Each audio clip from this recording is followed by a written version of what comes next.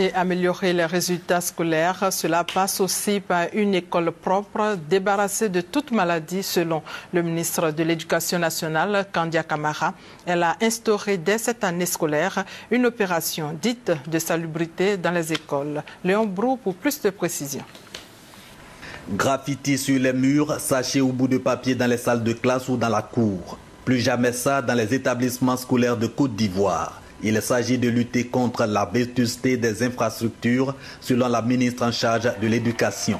Kandia Camara veut surtout une école propre pour favoriser l'épanouissement des élèves, enseignants et personnels d'encadrement.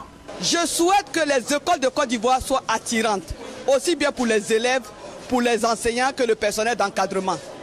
Que nous ayons envie d'aller à l'école parce que le cadre est beau, le cadre est propre. Nous voulons inculquer cette valeur de propriété à tous les enfants de Côte d'Ivoire pour qu'ils soient demain des adultes, agents de propriété, agents de salubrité et donc des agents qui encouragent la santé en Côte d'Ivoire. Salubrité à l'école pour améliorer les résultats scolaires. Kandia Camara lance l'opération Ayopougon.